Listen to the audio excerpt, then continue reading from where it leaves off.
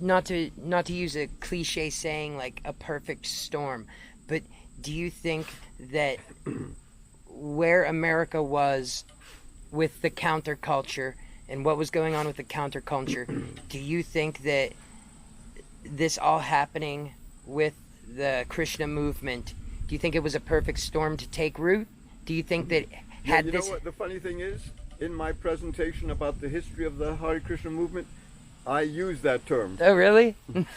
It was a perfect storm in a lot of ways. I guess that's the good term to use for it. Yeah, because on one hand, one of the elements to the perfect storm, in the 50s and 60s, it was the height of American consumerism. Okay. People, were living in the suburbs, and everybody had 2 cars, and the hippies, practically speaking, was a rejection of that materialistic, consumeristic mentality. Okay. And so the Prabhupada came during the middle of that whole dynamics. And of course there was other elements. There was the women's liberation and the black movement, the Martin Luther King and the nonviolent movement. Okay. Of course, he was inspired by Mahatma Gandhi, who conquered the British through the nonviolence. And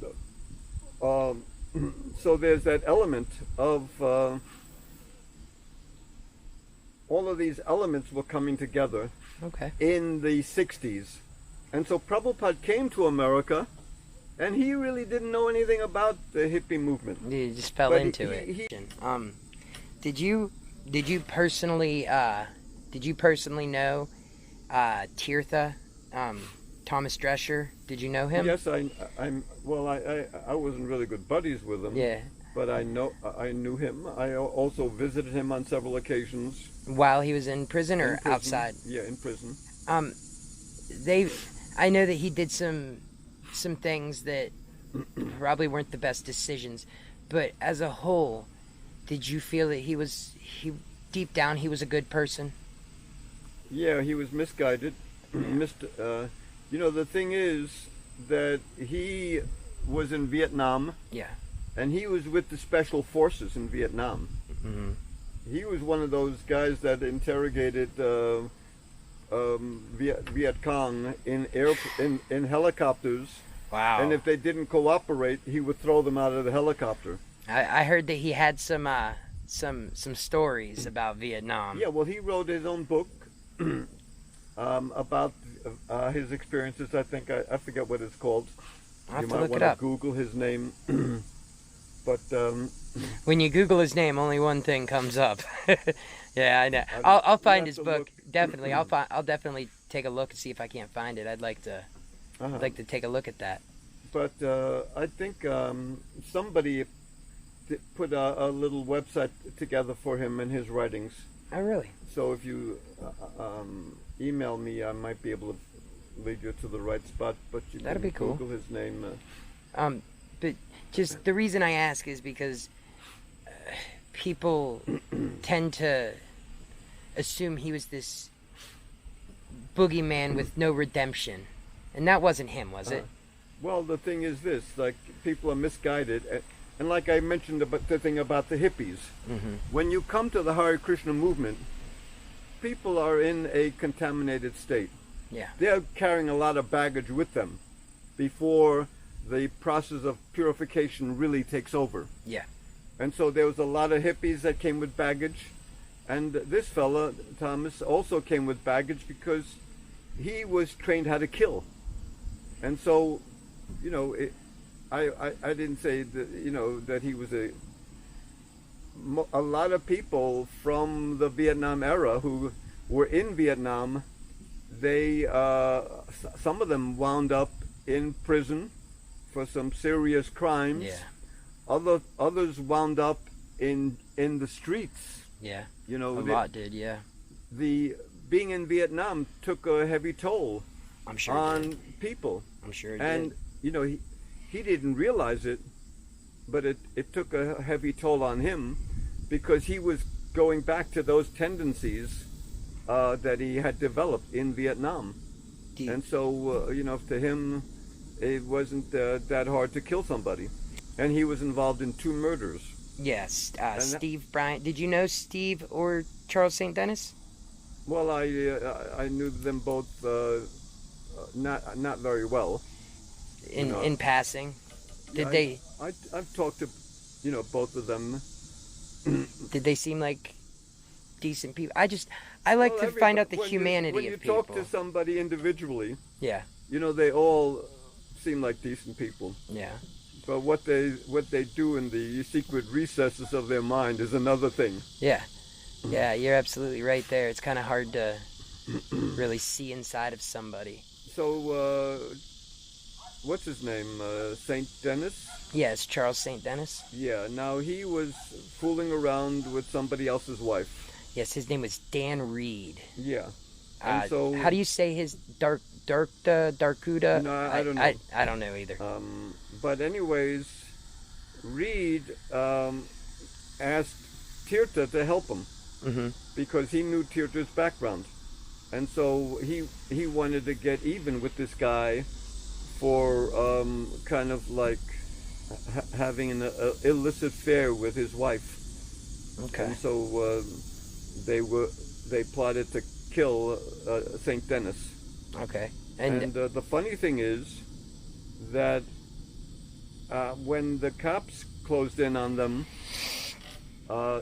the authorities said, "You help us get the Swami, and we'll minimize your sentences." Really? So Reed, he cooperated with the authorities. He gave them whatever dirt that he could on Kirtananda Swami. Okay. And for the murder of Saint Denis, he only got 2 years. And for Tirtha, who refused to cooperate, he got life. Of course. So, I mean, Reed is the guy that came to Tirtha. Yeah. But he got off very easily. Do you but think? Anyways, what I'm trying to say is, Tirtha had these tendencies of and to utilize those tendencies, that his training from Vietnam was like the thing that probably was closest to his heart. And he really makes it out that like with the Dan Reed thing, he makes it out as in Kirtanananda had a part in that, but that just stemmed from Reed's cooperation with the police to take down, so he could get a shorter sentence. Right. See, and like I wish people because knew that. For Reed, it was a personal thing. That's so terrible. Kirtananda had nothing to do with Saint Denis and trying to kill Saint Denis. It was Reed who approached Tirtha, and it was between the two of them. It was like an act of revenge. It's so sad. Nobody else in the community had anything to do with it. And when the investigation was going on, the police came and talked to people, and there was a total cooperation from the community members to find, for a time, St. Denis's body was missing. Mm-hmm. Nobody knew where it was. Yeah. And so they came back occasionally and looking here and there until they found the body. And so the community, they were totally cooperating with the police. It's good. It's good to hear. I keep saying I won't keep you long, so no, it's not a problem at all. It's been nice because everything that's out there is all going off of one thread, as if this thread is the truth, but there's always so much depth, and there's different ways to look at things, and it's been amazing that you've cleared some of this up, because there's just so much misinformation, so much that demonizes Kirtanananda, and from my research, it just seems like he had issues, but he wasn't this horrible person that they try to push it as. even he was at one point for a couple of months. He was driving. We had a bus because part of the community is over here, and we used to have part of the community 3 miles down the road. Okay. So we had a bus service. Okay. And he drove bus, and everybody knew that, you know, he always carried with him a gun. Yeah. Everybody knew that. So that was his nature, his second nature, to rely on that gun. Okay. So do you they make it out like Dresher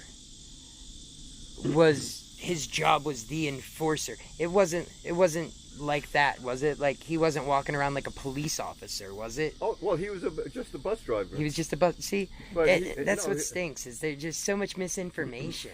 No, he was It's a bus terrible. driver with a gun, but nobody was afraid of him. No. No, he wasn't like some Kirtananda's enforcer, or See, if anybody was like, you know, off doing something strange. He's not the guy that came around and corrected anybody.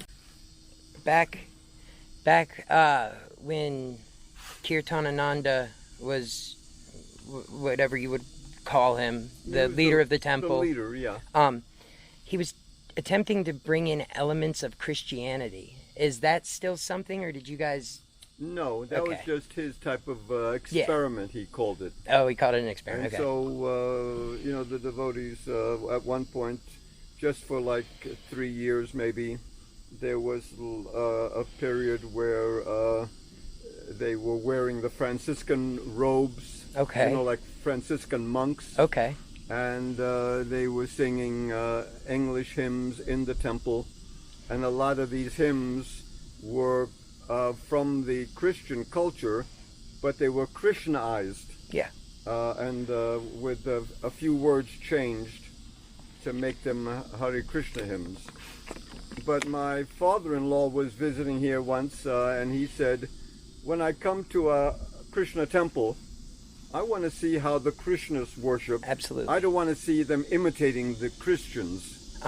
Question with that. Do you think that him bringing in the westernized elements, do you think that was because he genuinely wanted to change the structure of the religion, or do you think he was just trying to make it more appetizing to people here?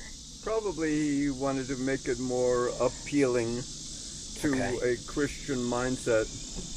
But that didn't happen. Yeah, no, it didn't happen. And he himself was from a Christian background. He was the son of a Baptist minister. Yeah, okay. So in a sense, he was trying to go back to his roots, and he was, you know, eventually when he saw it wasn't working out, he said it was an experiment. Okay. At the end, he saw himself it wasn't working out, and then eventually, of course, he had some legal troubles and went to jail for a number of years, and finally he went to India. Yeah. Because he still had a following, a little following in India. Most of the people here in the community, they wanted to go back to the foundation that Prabhupada gave us when he started the Hare Krishna movement. Were you here when Kirtanananda was attacked by Triyogi, Shockman? Yeah. You were here? What was the feeling to the devotees when this happened? Well, all over the world, you know, there was sympathy for Kirtananda Swami, and people were praying for him, for his recovery. And so you know, the fellow that perpetrated the attack, he only spent maybe a year in prison. Are you serious? I didn't realize that. Yeah, he got off very easily, and of course, Kirtananda was not quite the same after that. That's what I heard. And we found out later. You see, he never went after he was in coma for a month or so. He never went back for therapy and get some physical rehabilitation. Okay. But I think there was a physical therapist coming out to the community, actually. That's good. I met him years later. That's good. But the thing is that he needed a lot of more work because the history of these type of brain damage is that people that have this type of brain damage and hit so severely, they very often harken back to the roots of their childhood. Okay. And so he was attacked, I think, in 87. Okay. And by 89, a year or two later, he was already going back to the Christian elements and introducing Christian elements. Oh, so wow. It goes back to that attack and to the brain damage that he had. So later on, when you look, when some of the devotees started researching this type of, physical damage on the brain, that's what people do. Okay. I did read somewhere that after Prabhupada had come down ill and went back to India, that Kirtanananda went over with him, and he was told to go to London and set up a temple, but he kind of came here. I guess what I'm asking, how some resources, you can't tell if it's being truthful or if it's somebody pushing their narrative. Uh-huh. Okay, such as like Henry Doktorsky. Is that a reliable source in your opinion? Well, He seems to be a little jaded at some areas, and yeah, of course, his whole perspective. I mean, he gave like 10 or more years of his life to, and he left a little embittered. Yeah. And so he's done a lot of research, and I wouldn't say it's, he states facts, but there's always a twist. Yeah. About what you do with those facts and how they're stated, how Absolutely. they're presented. Absolutely. And so there was a lot of kind of like different things that were happening in the community as far as like the illegal collection of money. Yeah. And he Are you meaning like the panhandling, or? Yeah, the people going out. He was one of the people going out and raising donations for the community. The scam kirtan? Scam kirtan, yeah. Okay. And so people who were going out were saying all sorts of things, that they were raising money for, homeless people in Appalachia, etc., etc. I don't know what they were saying or what they were making up. Yeah. The main thing is to come back with the money and however you could. Yeah. And so unfortunately, you see, this was a tactic that was being used, but later on, Krishna, he rectifies all of these things. Absolutely. It seems as if, things come around, and you ultimately have to right the wrongs. Yeah. Or God rights the wrongs for you. Absolutely. So I would say that Kirtananda, he tried to do whatever he could to raise enough money to build the palace of gold. Yeah. And he felt that the ends justify the means. And so, that's maybe some people's philosophy. Yeah. But, it's human nature sometimes. Yeah.